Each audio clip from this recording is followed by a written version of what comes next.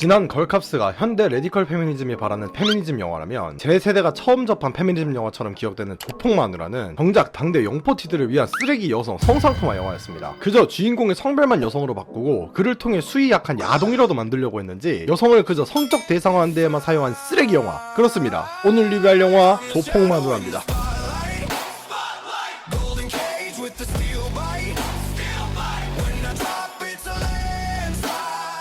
조폭마누라는 당대 영포티 아저씨들 감성을 노린 쓰레기 영화임에도 어째서인지 2001년 흥행 2위에 525만 관객이라는 엄청난 성적을 내는데 성공하였습니다. 아마 이는 영화 친구를 시작으로 한 조폭영화 붐에 의한 것으로 추측이 가능하나 저는 대체 이게 어떻게 가능했는지 도저히 이해가 안 가는데 어떻게 조폭영화의 성별만 여자로 바꾸고 저질객으로 쑤셔놓은 개연성 쓰레기 영화가 현재 기준으로도 높은 관객 수인 500만 명이나 관객을 끌어모았고 이에 아무런 논란도 없었으며 대한민국 영화 산업이 대체 어떻게 유지 가능했는지 궁금해지죠. 이 리뷰는 제 개인적인 해석을 담은 소논문 같은 영상입니다. 다르게 보셔도 좋고 그런 의견들 역시 존중합니다. 지금부터는 영화 조폭마누라의 주요 내용과 결말을 포함 말씀드립니다. 스포일러에 주의해주세요.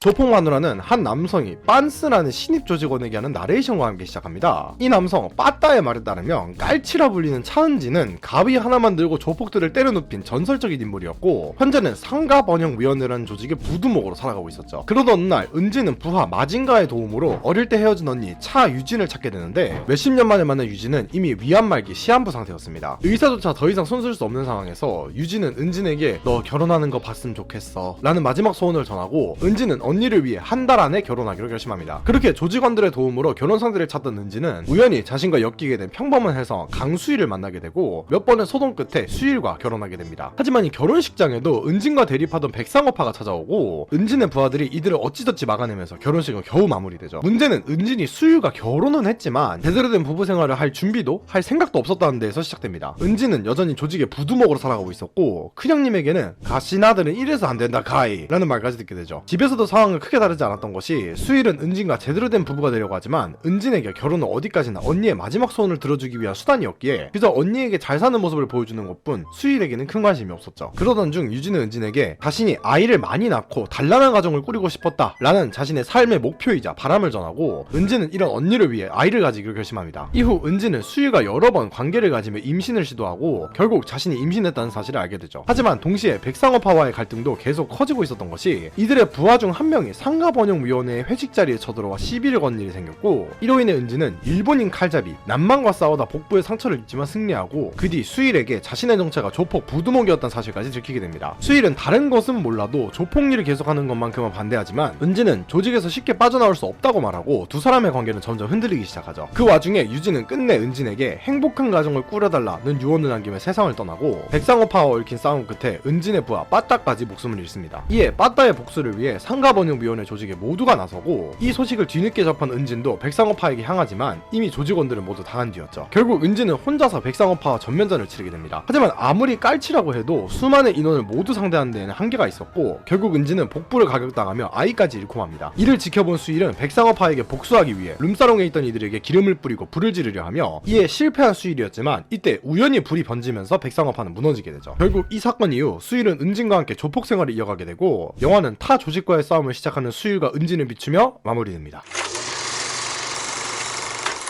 이런 조폭마누라의 유일한 장점이라고 보이는 게 2000년대 조폭영화 분위기를 잘 살린 부분이지 않을까 싶습니다. 99년도에 태어난 저처럼 90년대생이나 2002년 월드컵을 보신 적이 있으신 분들의 경우 그때 그 시절 특유의 향수를 느낄 수 있었죠. 앞에서 말씀드렸듯이 이 2000년대 초반은 조폭영화가 유행하는 느낌이 있었는데 그저 주인공의 성별이 여성으로 변경된 것뿐 이 조폭영화의 느낌 자체는 상당히 잘 살린 축에 속해 있습니다. 은진은 영화 내내 그 시절 조폭 특유의 마초스러움을 잘 드러내는데 가장 눈에 띄는 부분이 은진의 액션씬입니다. 당시 조폭영화들의 액션은 대부분 조직과 조직이 맞붙는 패싸움이나 거친 분위기를 강조하는 쪽에 가까웠습니다. 그런데 조폭마누라는 여기에 은진이라는 캐릭터를 이용해 흔히 체구는 작지만 빠른 움직임을 보여주는 캐릭터 특유의 액션을 영화 내내 표현하며 처음 깔치의 액션씬, 마지막 백상어파와의 결전을 통해 1대 다수가 싸우는 방식의 전투를 많이 사용하고 패싸움은 결혼식 장면에서 상가번영위원회 조직들과 백상어파 조직원들이 부딪히는 경우 빠따의 사망으로 백상어파와 전면전을 치르는 상가번영위원회의 모습을 잠깐 비추는 정도로 그 양을 상당히 축소하였죠. 여기에 더해 남만과 은진의 싸움 싸움과 같이 1대1 구도의 전투도 그려내어 당시 유행하던 조폭영화의 액션씬들에 비해서 상당히 폭넓은 액션씬을 사용했다고 볼 수 있습니다. 이를 가지고 아니 그냥 그때 당시에 인기에 편승한 것 뿐이잖음 이라고 하실 분들도 계실 것 같은데, 조폭마누라도 어디까지나 당시 유행하는 조폭영화였기에 완전히 부정할 수는 없지만 단순히 다른 작품의 흥행 요소를 베껴오는 것이 아니라 이를 기반으로 다양한 구도의 싸움을 보여줬다는 데에서 발전을 하려는 시도는 있었다고 저는 평가하고 싶습니다. 이 인기에 편승하려는 조폭영화 특유의 느낌도 잘 살렸다면 잘 살린 것이, 레시피를 다 알려줘도 요리를 실패하는 사례가 있듯이 영화에서도 직전에 걸캅스가 베테랑을 뺏기려다가 실패하였던 것처럼 원래 맛을 못 내는 경우가 종종 등장하기에 그 느낌을 잘 살렸다는 것도 장점으로 봐야 하지 않을까 싶습니다. 이런 조폭영화의 느낌이 잘 산 부분이 조직원들을 포함한 이들의 말투와 행동거지로 지금 보기에는 조금 꺼려질 정도로 상당히 적나라하게 표현되는 것들을 볼 수 있습니다. 어휘 쪽 예를 들자면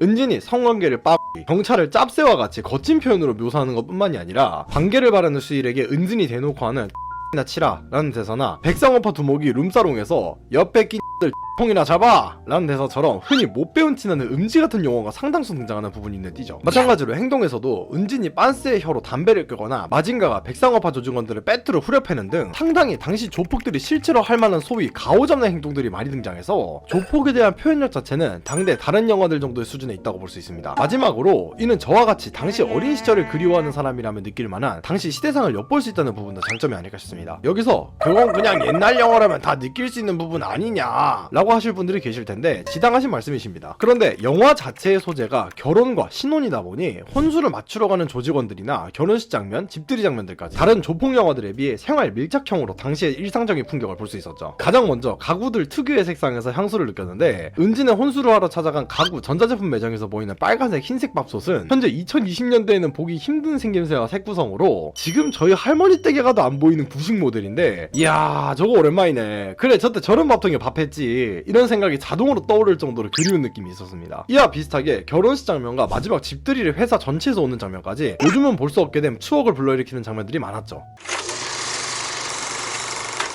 이런 애매한 장점을 가진 조폭마누라는 당시 조폭 영화들과 다른 변주를 시도하긴 했지만 그 변주를 제대로 살리지 못하면서 생긴 문제점도 상당합니다. 그 중에 가장 눈에 띄는 부분이 어이없을 정도로 재미없는 개그입니다. 지난주 걸카스부터 이번 조폭마누라까지 페미니즘 관련 영화는 유쾌한 척을 하고 싶은 것인지 진지한 부분으로 넘쳐나도 충분한 영화들에서 계속 이상한 개그를 집어넣습니다. 이들이 하는 개그의 문제점은 두 개로, 먼저 당시 아재들도 재미없어 할 정도로 유치하다라는 부분과 이런 개그로 인해 중요한 장면에서 흐름이 끊어진다라는 부분이죠. 재미없는 구식 개그의 대표적인 예시는 영화 내내 이어지는 빠따와 빤스의 보케츠 코미로, 이게 참 잘 살리면 클래식하고 재밌는 개그인데 영화의 빠따와 빤스는 그러지 못하였습니다. 이들은 영화 내내 빤스가 이상한 짓을 하거나 문제를 발생시키면 그걸 빠따가 보고 못 참는 듯이 머리를 한 대 치며 뭐하니 뭐하노 어휴 같은 대사와 함께 빤스의 머리를 한 대 치는 개그신이 중간중간에 등장하는데 이 중 한 번도 웃긴 적이 없었습니다. 여기서 애초에 2001년 영화인데 그럴 수 있지 않냐 라고 하실 수 있는데, 같은 연도에 있는 조폭 코미디 영화 달마야 놀자는 동일 연도에 나왔음에도 이것보다 센스 있는 개그가 많이 등장하죠. 동일한 2001년 외국 영화로는 제가 지난번에 리뷰한 슈렉이 있는데, 기존 리뷰에서도 말씀드렸듯이 굉장히 센스 있는 농담이 많고 조금 섹시한 부분을 일부러 이중적으로 표현하는 것과 같이 어른도 즐길 수 있는 형태로 그 코미디가 정말 잘 짜여 있었습니다. 그런데 이 조폭마누라는 이런 웃기지도 않는 개그를 중요한 장면에서 사용하며 그 흐름을 끊는 것이 가장 짜증나는데, 그냥 웃기지 않는 개그였다면 저도 아유 그래 저 시절이고 뭐 개그 코드가 나랑 안 맞는가 보다 하고 넘어갔을 것 같은데, 흐름을 끊는다라는 시점에서 문제를 크게 느꼈습니다. 가장 눈에 띄는 씬은 세 가지로, 결혼식에서 싸움 중 바지 벗겨지는 씬, 노래 부르는 빠따 뒤로 들리는 방구 소리 씬, 고양이가 발냄새에 죽으려고 하는 씬인데, 이들은 모두 그냥 지나가는 장면이 아니라 큰 스토리 줄기에서 중요한 사건들 사이에 끼어있는 개그들입니다. 결혼식 장면은 은진의 결혼과 백상어파의 갈등을 보여주는 장면이고, 빠따의 노래 장면은 이후 빠따의 죽음으로 이어지는 시비의 출발점이며, 발냄새 개그가 들어간 장면은 은진의 정체가 수일이가 들키는 계기가 되는 장면이죠. 영화는 어째서인지 이런 이야기상 중요한 타이밍마다 유치하고 재미없는 개그를 집어넣어 흐름을 끊어버립니다. 심지어 이런 개그를 하는 주체가 메인 서사 인물들과 달라서 이를 넣기 위해 화면 전환이 자주 등장하면서 흐름을 다 끊어먹어 몰입감까지 떨어지죠. 이런 코미디 영화의 타이밍은 지난주 걸캅스에서 언급한 극한 직업뿐만이 아니라 지난번에 리뷰한 나홀로 집에도 해당되는 이야기인데, 아무리 코미디 영화라고 해도 개그는 서사를 해치지 않는 선에서 들어가야 합니다. 그렇게 나홀로 집에는 코미디 영화 자체의 서사는 간단하게 짜고 후반부 모든 씬에서 개그를 몰아서 보여주는 방식을 택하였죠. 그런데 걸캅스도 그렇고 이 조폭만으로도 그렇고 서사가 복잡한데 개그를 이상한 타이밍에 치니까 대참사가 발생하였습니다. 유일하게 흐름을 끊을 이유가 있었던 개그는 라이터 개그로 남만과 은진을 싸움 붙이려는 백상어파 보스를 뒤로 한 조직원이 불을 과하게 크게 내서 담뱃불을 붙이려고 하는 개그인데 언뜻 보면 아무런 의미가 없어 보이는 개노잼 개그의 일환으로 보이죠. 그러나 이는 이후 백상어파가 수일이 뿌린 기름에 범벅이 되었을 때 수일이 라이터로 불을 붙이는데 실패하였음에도 이 부하가 무의식적으로 담배를 문 백상어를 보고 불을 붙여 이들이 괴멸한다는 어찌 보면 웃긴 최후를 그리기 위해서였기에 다른 개그들에 비해서 이 부분만큼 필요했다고 판단됩니다. 그런데 이 라이터 개그를 제외한 다른 개그들은 딱히 목적성도 뚜렷하지 않고 재미도 없으며 이를 통해 복선이나 서사적인 도움도 되지 않기에 그저 빼고 완전 진지한 조폭 영화를 만드는 편이 나았다고 고려되죠.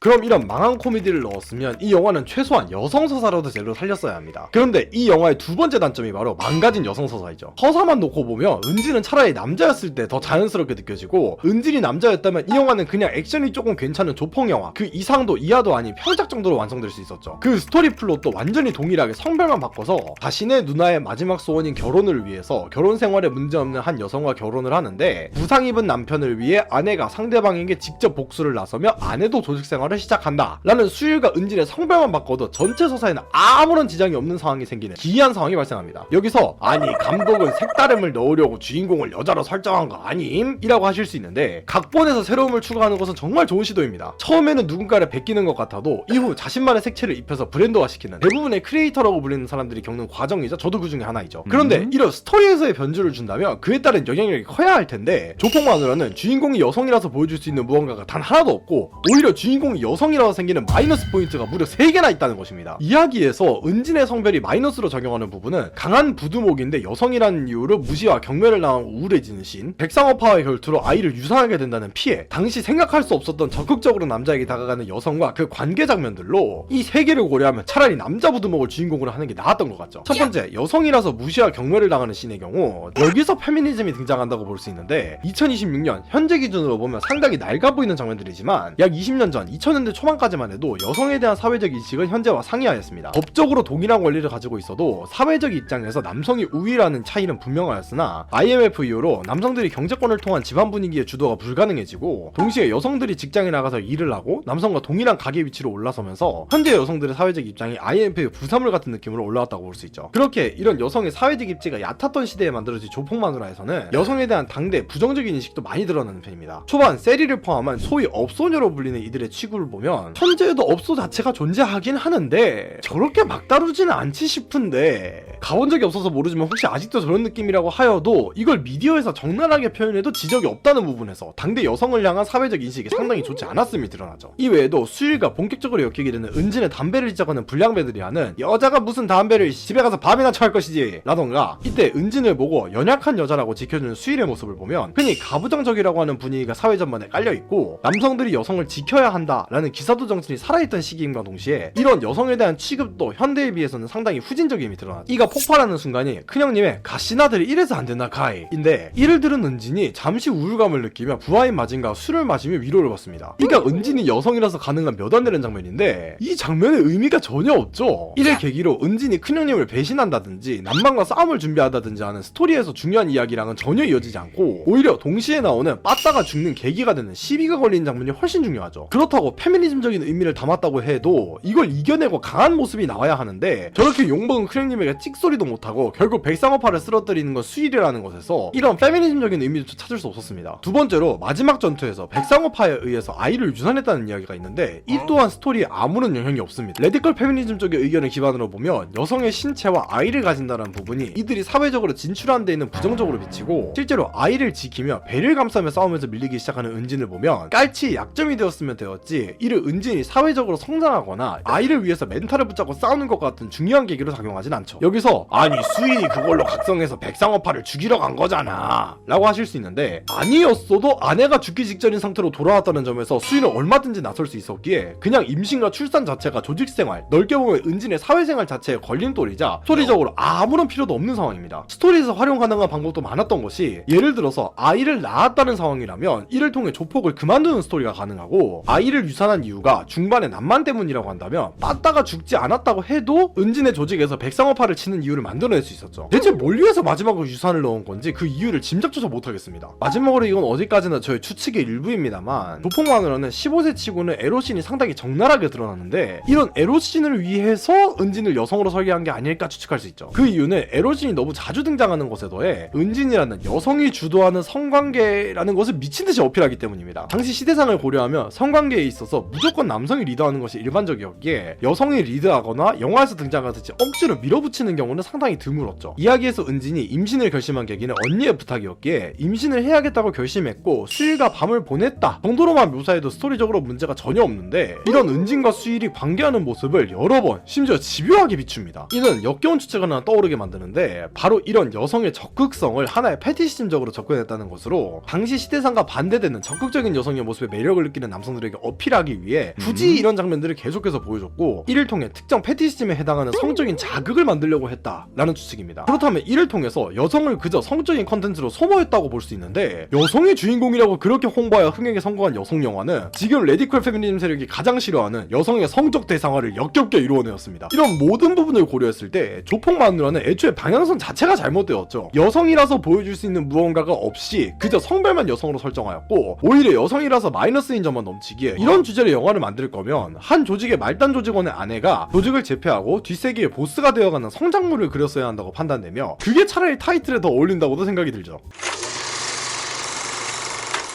만약에 이 정도에서 끝났다면 그 시절 사회 분위기에 따라 여성을 성상품화한 재미없는 조폭영화 정도로 볼 수 있었지만 조폭마누라는 이에 그치지 않고 서사를 내다버리고 어그로를 택했다라는 영화로서 용납이 안 되는 단점도 갖추고 있습니다. 기존 트랜스포머 리뷰에서도 말씀드렸지만 영화는 어디까지나 종합예술입니다. 서사, 음향, 카메라 구도, 연기, 편집까지 수많은 요소들이 함께 맞물려 완성된 영상 매체죠. 그러나 조폭마누라 또한 트랜스포머가 그래픽과 폭발에 미쳐서 스토리를 내다버렸듯이 그저 자극적인 것에만 눈이 돌아가는 포르노에 가까운 모습을 비추죠. 우선 자극적인 장면은 크게 두 가지로 분류되는데 조연의 쓸데없는 조폭 감성 자극신과 과도한 에로신입니다. 우선 조연들이 영화에서 끽해봐야 부하인 마징가, 빠따, 빤스 이 3명 정도밖에 등장하지 않는데 영화는 중간중간 개그를 위해서 이들을 화면에 가끔 비추며 개그를 이어가죠. 영화에 필요없는 조연들을 개그 역할로 활용하여 중간중간 이들을 통해 개그를 진행했다는 것 자체는 이해가 갑니다. 아니 오히려 잘한 선택이라고 보여지죠. 중요한 메인 서사를 담당할 은진, 수일, 백상원을 남겨두고 나머지 조연들의 서사를 덜어냈다면 이 세 사람의 이야기를 더 탄탄하게 만들 수 있었기 때문입니다. 그런데 이러려면 이들의 역할을